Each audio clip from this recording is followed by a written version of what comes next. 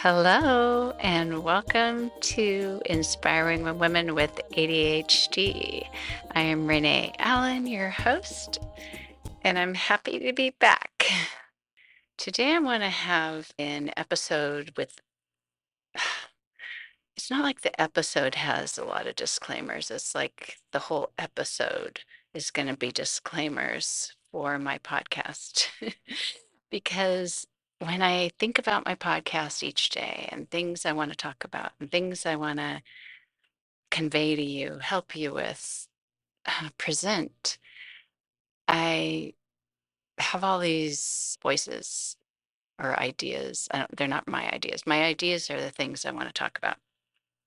The voices, the messages that I get that come back are, but that's not what other podcasters do. Other podcasters come in this way or that way, and that's not going to work because that's not what other podcasters do. And not like I know. It's not like I've listened to more than maybe a dozen podcasters my whole life. But anyway, in my mind, I have this image of if I were to add video, I would need to do my hair, or I'd have to wear something different, or any of that stuff. And I decided I can't do that, or I'll never make a podcast. Or if I think I have to be super organized and I need to have a theme and I need to stick to it, if I have to do that, I'll probably never produce one. Well, I already produced one in an intro. Pretty good. It took a while.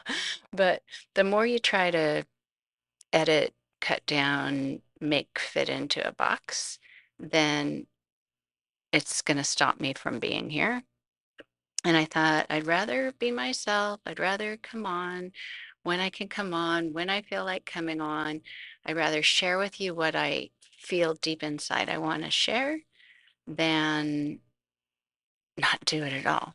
And the past month, I haven't even looked to see. I guess I could pull up my phone here. I haven't even looked to see when the last one was, the first one was. Okay, I just looked. It's been a little over a month. So, the new rules for me are when I feel like podcasting, I'm going to podcast, which means I'll do it far more than I have been, and even more than my plan, which is once a week. I'll probably do it more than once a week because I know that I have much to share, much to talk about it. And anytime I give myself some little rule of how it needs to be, I won't be here. So here I am. And eventually I'm going to get set up with video. I just haven't done that yet. And I'm actually really good at the video part because I've been making yoga videos on, I don't know, not really YouTube. I have made some on YouTube, but live streaming and my own video platform that I have. I have over 100 videos that I've made, and I know how to do that. I know how to stand in front of people and teach a class, even online. But this is new. And so, what I'm going to do is look at how I've led my classes. And even though I know that's different than how other teachers do it, some of them have a plan. They come in with a notebook and what they're going to do, and then they keep record of that. I don't. I go in with an idea of what I'm going to do.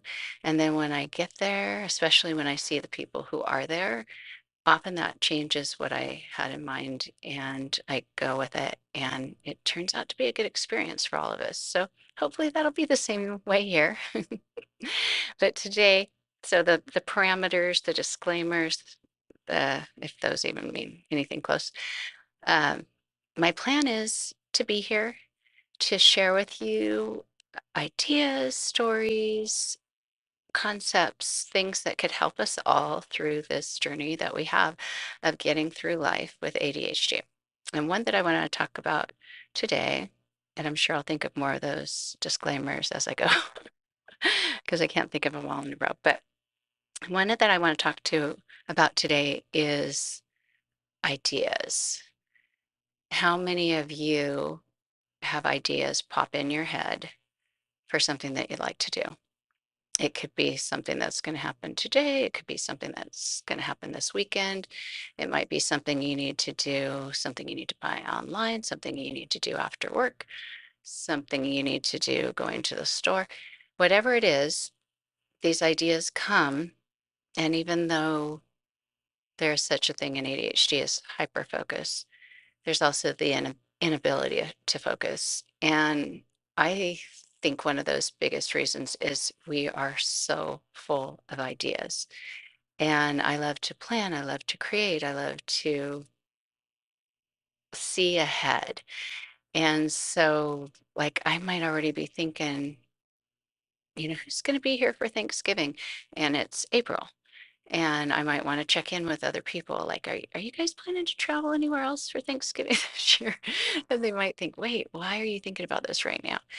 And those are the things that get in my head. And in order to get them out, I it's helpful to think it through. It's helpful to talk to other people, get answers to my questions and things like that. But that's not always possible. And I don't know if your computer looks like this, but when I go online, I might open my laptop in the morning and think, I'm going to check my email.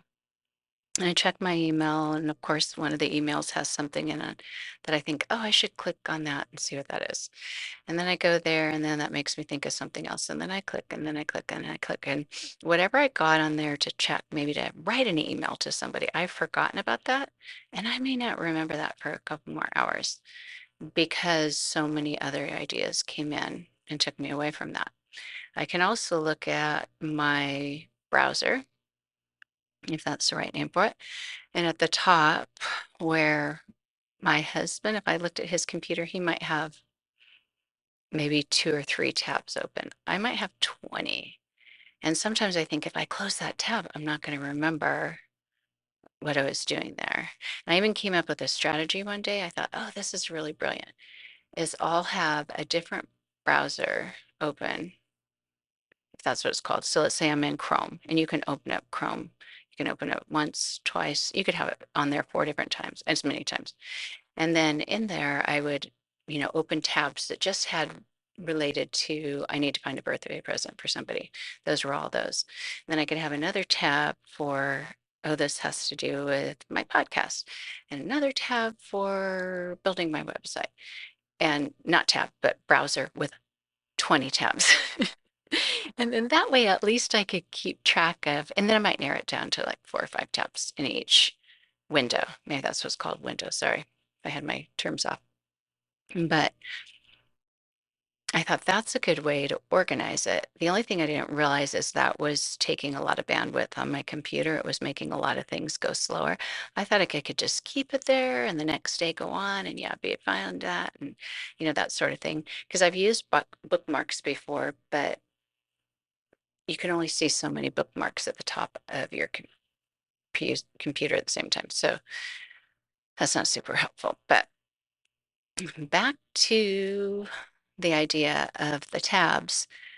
It's just an example of what our brains do even before computers even existed. If some of you were alive before computers existed, but even if we didn't have a computer in front of us, those tabs are a visual for what our brains do. So we think, oh, and we open this tab and we start thinking about that.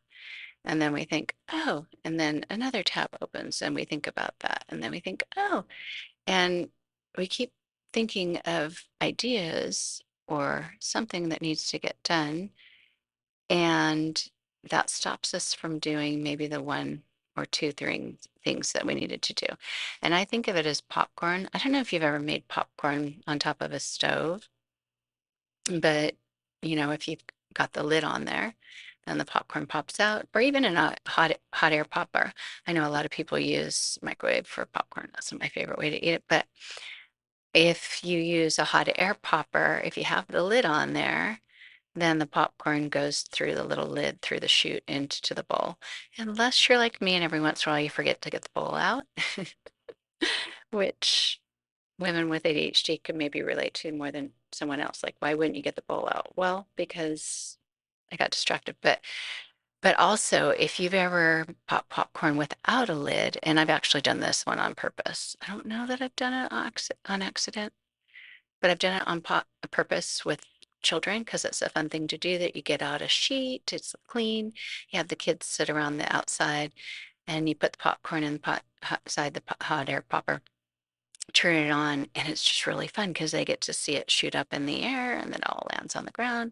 And then they can eat some, which normally they'd think, I need butter, but it's so fun that they don't think that. They're just eating it and stuff like that. But anyway, I feel like that's what our brains can be like is the popcorn, the popcorn, the popcorn, the popcorn. And it just keeps popping and it just keeps going out in all directions. And it can make it challenging to have some order to your day.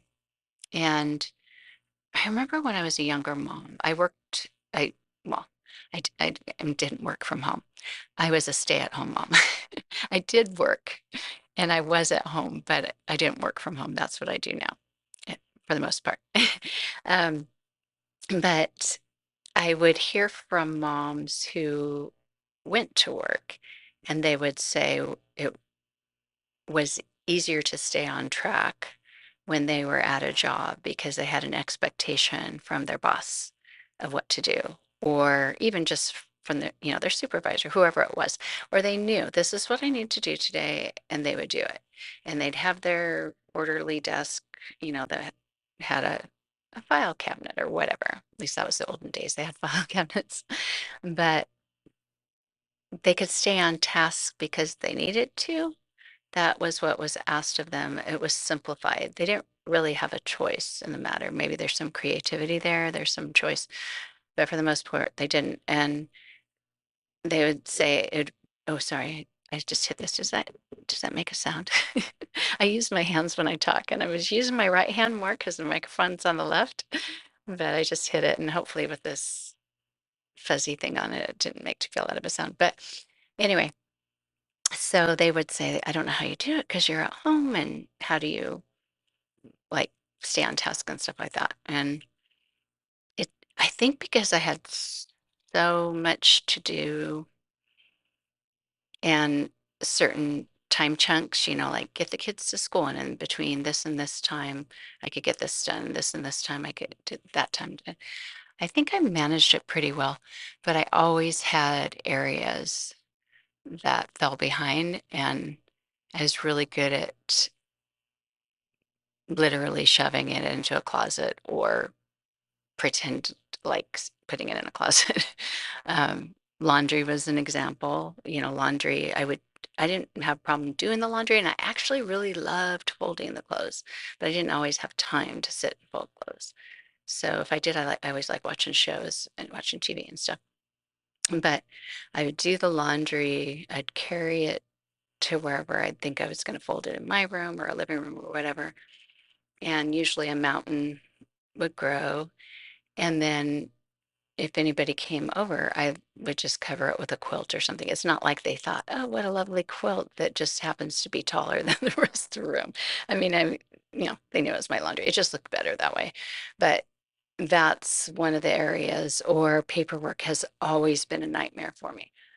From the time I had to manage finances, which was from the time I got married, I always got so stressed about doing bills and doing things like that. And it wasn't so much the financial part of it, it was the mail coming in, the sorting through, the keeping track of things. That's always been a problem that's been hard for me.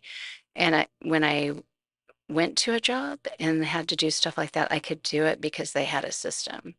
And I've tried different systems at home, but it really does help to not have other ideas come in and interfere with not only creating a system and maintaining a system. My other disclaimer is that from time to time, I might say something like, I hope you're following me here.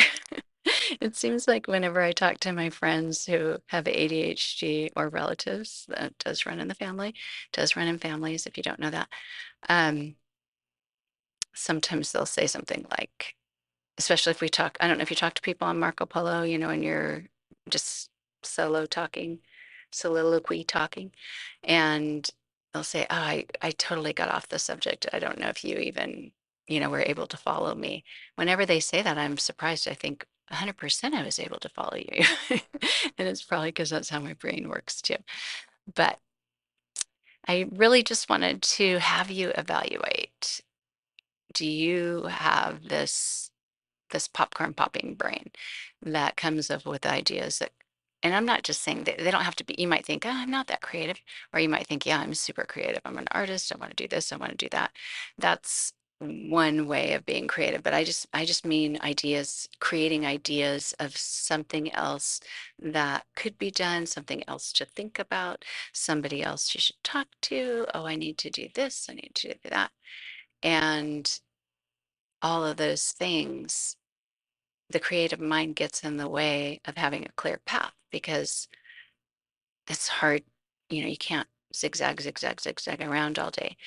And so there are ways to do that.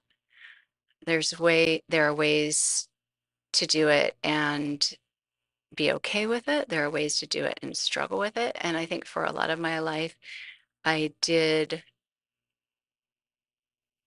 succeed, but at the same time I struggled.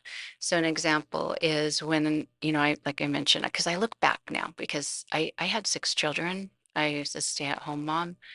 For the most part, my house was clean. Sometimes it wasn't, I mean, it was never, like go around and dust and you can't find dirt. It was never like that. But I mean orderly because I do have a case of needing things to look orderly or my brain goes crazy.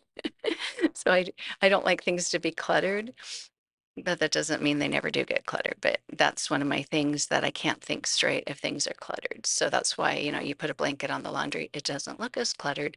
You take all these Christmas presents and things that need to be taken care of or whatever, put them in a closet, shut the door. If I can't see it, that helps. But for some reason, I'm still aware of it. But back to evaluating this early part of my life, I did do well. And you might be thinking, I'm functioning pretty well. You might be thinking, help, I'm not functioning very well. But even if you are functioning well, are you at peace with that? Are you at peace with feeling like I did get done what I needed to do today? And I'm happy. I'm content with that. Or are you feeling like I'm never accomplishing all that I need to do? And that's been a struggle of mine for years. I remember one time my husband came home. I was later in the day and I was on my bed just feeling really exhausted and um, discouraged and he said, "What's wrong?" And I was crying. And I didn't get to the point of crying, exhaustion crying that often, but that day I did. And I said something like, because I remember the feeling, I remember feeling this way days in, days out, and everything, where everywhere I went, so let's say I'm going to go downstairs and do laundry, on the way to going down to change the load of laundry, I think, oh yeah, I was going to do this. And then, oh yeah, I was going to do that. And you're reminded everywhere you go visually of something that you wanted to do or get done. And so I said to him, everywhere I look all day long, I see things that I haven't gotten done, things that I haven't accomplished. It's like seeing a visual to-do list of things that I wanted to do and I didn't do. And then by the end of the day, I look at that and instead of people who cross off a to-do list, I'm I'm seeing this pile of things that didn't get done. Anyway, I'm sure I said it much quicker than that. More like everywhere I look, I see things that I don't get done, and I just, I don't do that. I'm so overwhelmed. And he just kind of went, wow, like to him that was such an unusual thing to have bother somebody, and it didn't upset me that he was looking at it more in awe and amazement, like, wow, that's something that's interesting that you find that so sad and frustrating. And And I thought about that over the years because I thought his brain doesn't think like mine at all. And so to him, that is a strange concept. To me, some of his things are strange concepts. I don't know if it's common, if it's common in ADHD people, but I look at my kids who have ADHD, and it's common for us anyway, is we like to have a lot of friends. We love to meet friends. We love to be around people and or connect with people. One of my sons isn't as much as an extrovert as the others of us, but he still loves friendships and loves, staying in touch with people and this and that. And my husband said one day, I asked him, I said, who were your best friends in high school? Because I know some of his friends from high school, and I was wondering, who is now what, they call it, my kids called it a friend group. And he listed this one friend that we know. And I said, no, no, like your group of friends. And he goes, well, there was this other friend. I said, no, no, no, like who was the big group that you hung out with? And he's just like, why do I need more than one friend? And I thought, oh, wow. So there are things about him, a lot of things about him that were new concepts to me. And there are things about me that I know a lot of people can't relate to if they don't have a brain that functions like mine does. And I'm sure you see the same thing in your life where there are some people that you do things differently and they can't relate to why you do it. And I just think it's fascinating to look back and see those kinds of things. Like when I was younger, I knew that I tripped a lot. I knew that my grandma would say, like, pick up your feet when you walk. And I'd think, oh, I have to think about that to make that happen. Or I'd bump into walls or I, you know, whatever. My body awareness wasn't great. And and I knew that, but it was just kind of a blip on my childhood and high schoolness or whatever. And it wasn't until I was working full time after college that a coworker said, what's really great about you is when you bump into corners and stuff, you it doesn't upset you. You're walking around the corner in here or whatever. It doesn't make you just go, oh, I can't believe I ran into that corner. And I looked at her and I said, well, half the time I don't even notice. It's just part of what I do. And, so some of these things were little signals to me of, what am I paying attention to? What am I not paying attention to? And, and so my husband said to me once, and we've been married at this point, we've been married, well, now, today, we've been married for 36 years, but at some point early in our marriage, I'd bump into something and like, I'm gonna have a bruise on my leg. I just bumped into that corner, or oh, I just tripped and I broke my toe again, or whatever. And or I'd even walk around things that, my shoulder would run into something and he'd say, how come you don't see that? How come you don't clear things with your body when you walk? And I thought, I didn't know. But I said, um, I think it is in my brain is looking, I'm walking with my eyes, and as long as my eyes can clear it, then I'm good. And now I realize it's just a lack of awareness. I am just not paying attention to everything, and I can't. I try. I've made strides. I try not to drop things as much. Like now when I use a cup, I try to have one hand or even a bowl, one finger under the bowl and not just around it. That it's an extra safeguard. Just a little tip there for you if you drop things a lot. But anyway, yeah. Yeah, so the ideas. What ideas do you have? Do you ever see that happening in your day where ideas pop up, popcorn, pop, pop, pop, pop, pop?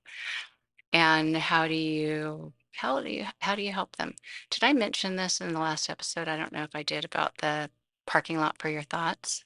My apologies if I did. But but okay, I don't know if I did, but I'll just tell you anyway, real quickly, just in case I didn't. But when I went to my daughter's back to school night when she was in high school, my oldest daughter, the teacher had 10 minutes to talk to the parents, and then the bell rang, and we had 5 minutes to go to the next teacher. And we got to go see all the teachers that our kids had in high school. And I'd done this quite a few years. I think she was probably a junior by then. And the teacher said, if you have any questions, hold them for the end. And I thought, oh man, because when you have a question, you have a question, and I was always that hand raiser. I think I did mention that in the last episode. But when she said, I put a post-it note on each of your desks, and if you have anything that you want to ask about, just write it down. It's a parking lot for your thoughts, and that can help you remember it. So if I don't address it, because there's a good chance I might address what you're going to raise your hand for. If I don't, you can come up and talk to me afterwards. And I've used that parking lot for my thoughts for a lot of things, for ideas that come up. I'll have a notebook, I'll have a post. I use post-its to help me not forget to do things, but notebooks are better for putting the thoughts I have down, or Google Docs. Have you used Google Docs? Maybe you use a different method on your computer where you can just form a new document or form a new spreadsheet or whatever. But I have Google Docs for all kinds of things. The nice thing about that is you don't lose it. If you put a name on it, if you put a name up above, then later it could be, ideas for Thanksgiving or whatever. It's something that you may never look at it again, but you're not going to lose it as easily as you might that notebook. Or for me, I have so many notebooks. I have bought them with different covers and things like that. I just haven't been as organized as I plan to be or want to be with putting them where I can find them. But just for now, because I have been working through some systems that have been helpful for that. But for now, even if you just have a notebook by your computer and you think, I've done this a lot before actually, is just have it right there. And let's say you get on your email and you're going to email your sister. I don't have a sister, but you email your sister, and you start to email your sister and you see another email and you think, oh, I have to open that. And you open it and then you think, I have to do this. And you think, no, I don't have time to do that. Can only email my sister. If you're even doing well enough to remember that far after that distraction. But what you could do is write that email, like pay bill or whatever it is, write it on your notebook. And I call it my do later list. It can be your do later list. It could be your idea list. Sometimes I have a list of ideas that I just write down for whatever I'm going to do. But your due later list, another little trick with the emails is if you've opened one and you don't have time to deal with it, or you have enough self-control to not deal with it today, what you do is just click the little open envelope, uh, uh, at the top of the email, at least on your phone. You just click it open and no, click it closed. See, these are the kind of things. Disclaimer time. I'm not going to correct a mistake like that. We make mistakes, so I can talk like that, right? So yeah, so you have it open, so you just click to close the envelope. Or if you're on your email, you just say mark as unread. Then the next time you come in, it'll be there. You're not going to miss it. Or if you think, well, I just need to deal with this tomorrow, email it to yourself, schedule to send it for 8 a.m. the next morning or whatever. It'll show up the next morning if you don't want to see it. Sometimes I like to see my email clean and like, I don't want to see anything else bolded for the rest of the day. That's going to set me off and, like clutter my mind. Oh my goodness. One of the things I learned about ADHD, and, I don't know. I read books, I've listened to podcasts, I've listened to audiobooks, and I I guess this is true. I haven't sourced it to science or anything. But one of the things that this woman said that was part of it, just executive dysfunction in people with ADHD, is a lack of self-awareness. And I don't know if you have that or not. I don't have that. I'm pretty positive I don't have it. I'm sure there's some things I'm clueless about that other people are like, doesn't Renee know? But for the most part, I'm always watching myself. kind of like, oh, except for the klutzy thing. That took me a while to catch on to. I mean, I know it's klutzy, but I didn't always notice when I tripped into things. But I do watch myself. I do see patterns. I do see what my tendencies are. And hopefully that's something that you are able to do too. I mean, this woman did say that was part of executive dysfunction, but I'm sure you can do it to some degree. I'm sure you can see, yeah, I do have so many ideas, or yeah, I have a hard time thinking when people are talking to me because I'm already trying to focus on the one idea I am keeping track of. Have you ever done that? Where you're just thinking, okay, I need to grab the keys, I need to grab my purse, I need to grab my sunglasses, or whatever those three things are when you're getting out of your house, and someone in your house is saying, hey, did you do this? Or remember to do that. And you're just thinking, please don't talk to me, because as soon as they do, you can't remember your sunglasses, your keys, or your wallet. And even if they're not there, it's a miracle for me to remember all three, or to not be looking for the, one and have it on my sunglasses already in my head or something. But those those things, once we start to recognize, oh, I have a hard time keeping one idea in my mind at a time. And when I finally am, and someone else is talking to me, that makes it really hard to keep it there. That can help you see and help you explain to others in your life why it would be helpful to just wait a minute and let me do this, and then I'll talk to you about that. And like I said before, all of these things I'm learning as I go. I recognize this in myself. Oh, what year was it? 2022, early 2022. We took a trip to Israel back when people could still travel to Israel. I really didn't want to go. I didn't really, it wasn't a desire of mine, but my son wanted to go and he found super cheap tickets and he wanted my husband and I to go with us. And it was a time that we were selling our house, moving across the country, getting our house ready for an open house by the time we left. So there was so much to do before we left on the trip. Packing things up, not to completion, but to showing the house ability. And I even put some stuff in storage and got rid of stuff right and left. And, so much going on. I look back and I think, how on earth did I accomplish any of that? Oh my goodness, I don't know. Well, I do know. I'll tell you one thing in a minute. But anyway, back to when it was time to go on the trip. I had a belt bag, which thankfully they're more common to wear now, because when they called them fanny packs, after a while they became kind of weird.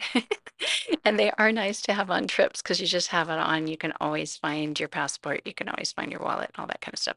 So anyway, I had that on. I was getting my suitcase, which had to be this perfect size to fit on this Portugal airline, whatever it was called. And so I was just in my mind trying to get the last minute stuff. My husband's always been really good. He used to travel a lot more. He'd been out of the country a million times more than I have. I've like done it twice, and this was my second. But he was coming up to me and was saying, "Do you know where your passport is? Do you know where your, credit card? Do you have this?" And I was thinking, please, please don't talk to me, because I'm trying to make sure I have what I need, and my brain can't have two conversations at once. And so I kind of, just wait a minute. And I did my stuff and I said, yeah, I have it. And so I knew that that was hard. I knew that that was interrupting me. Like I was identifying that. But it wasn't until we got on the trip and we had a few layovers that each time he'd say to me, so do you have your passport handy? So because when I didn't have a belt bag, I'd have it in a backpack or something. So and yeah, credit to him. I usually would be like, oh, which pocket is it in? But this time I had a system. And so each time at the airport, he would say, and then plus we had to have all the paperwork for COVID stuff. And it was still super strict with that. So each time he was doing that, and finally, because I recognized it, I thought, I need to just let him know. It'd be more fair to him. And this is a little bit of relationship advice with people in your life. If you start to see how your ADHD affects your inability to think or to think, it can help you by teaching other people. And I do you feel like they might be getting a little bored with me saying things like, oh, well, my because of my ADHD, maybe they, like they're not as interested in it as I am. But even if you just let them know, without, always saying because I have ADHD. But I finally said, I have my passport right here. I don't know what else I had to have. It's all right here. I'm wearing it. And each time you ask me, I get distracted and then I'm afraid I'm going to lose it or do something different because I'm not thinking. So you don't have to check with me anymore because it's right here. And I just shared with him my system and he's like, oh, okay. And then he didn't say that to me anymore and he didn't worry anymore. So it was a win-win for both of us. But I put this together and I was just recently talking to a friend of mine. I didn't realize she had ADHD. It's really fun once you're diagnosed and you share it because you start to find out the friends who have it. And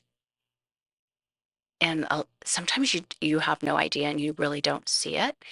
And other times you're like, oh yeah, I can totally see that.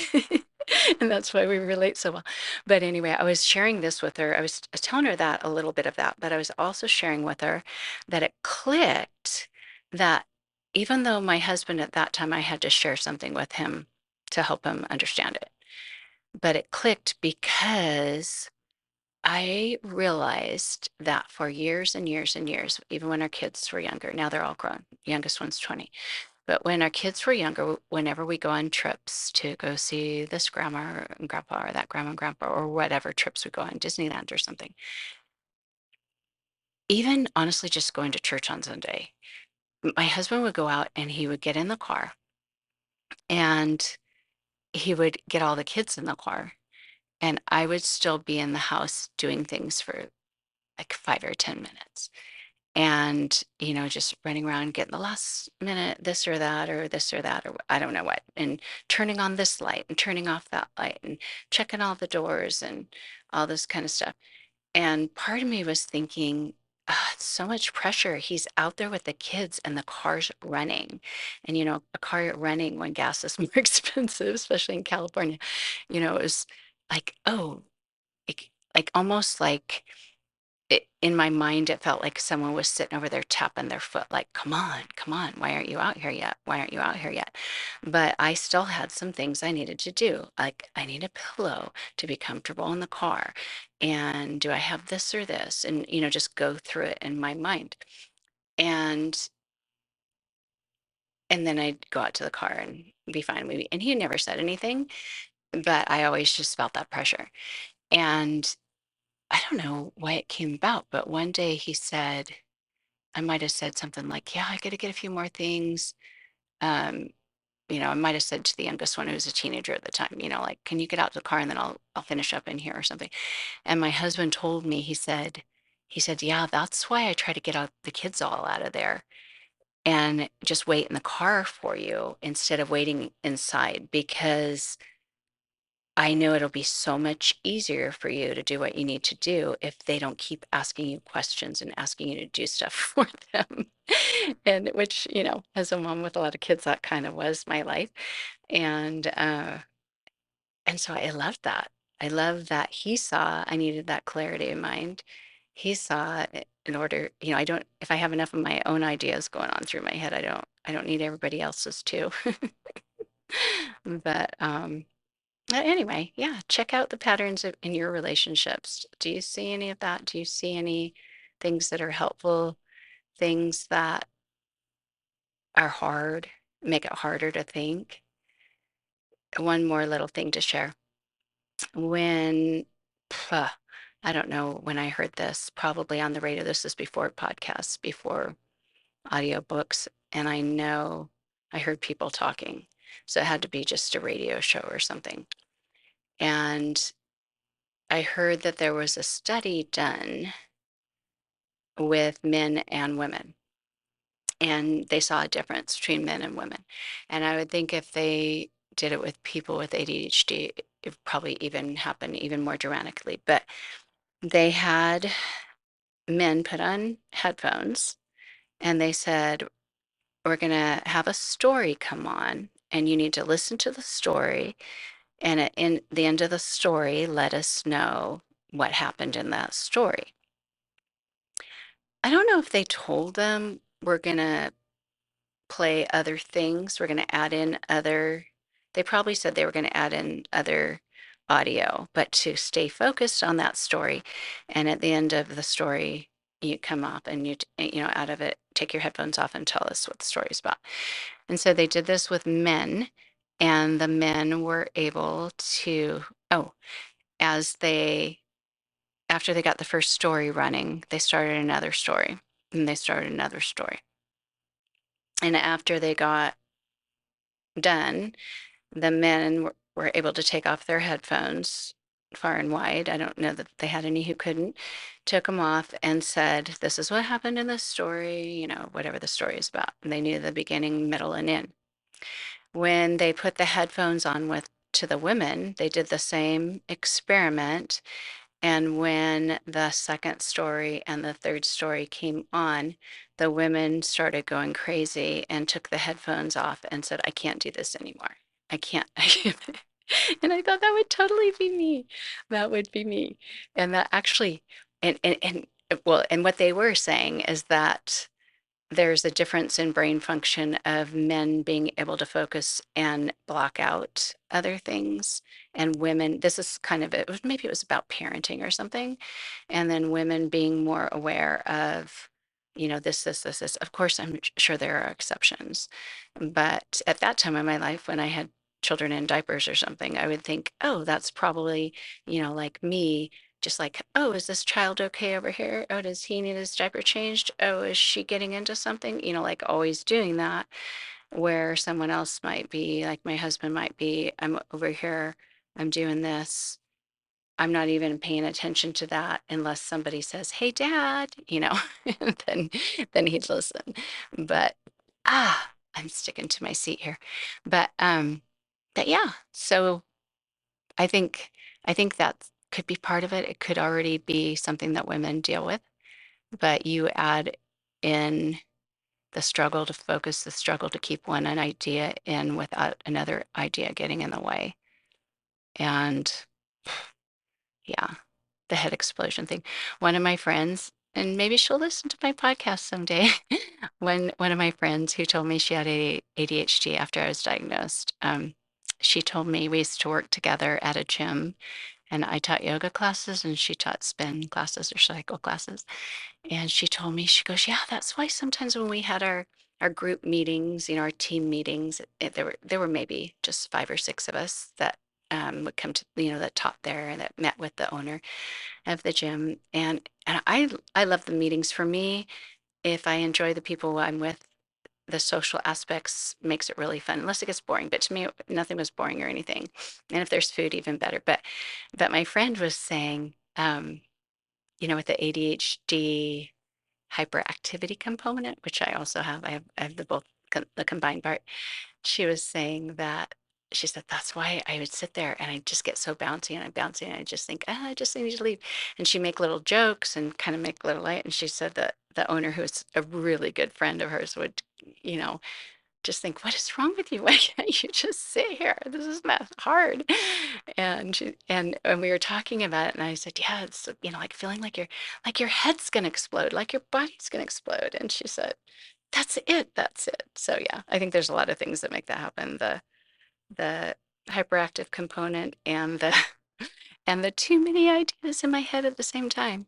So anyway, I think that might be it for today. I know it's a bit scattered, but for now, until I get my groove with this podcast, I am never going to keep making episodes unless I allow myself to do it in a way that's working for me. So I hope you're okay with that. I hope you stick with me.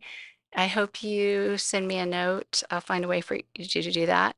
Let me know any suggestions that you have for any topics or any questions, anything that you'd like help with, or anything that you think, yeah, I can totally relate to that.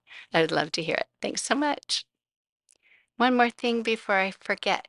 If you get a chance, if you haven't already done this, whatever platform you're listening to this podcast, if you could save it, put it in there, to either download the episodes or just alert you when a new one comes out, that would be great, just so you can find me again. I have a hard time finding my podcast each time since I have so very few episodes. But you listen to so many people who say, I've hit the 100th episode, and I want to do that someday. And I'll look back and I have to do episode 1 and 2 and 3 to get there.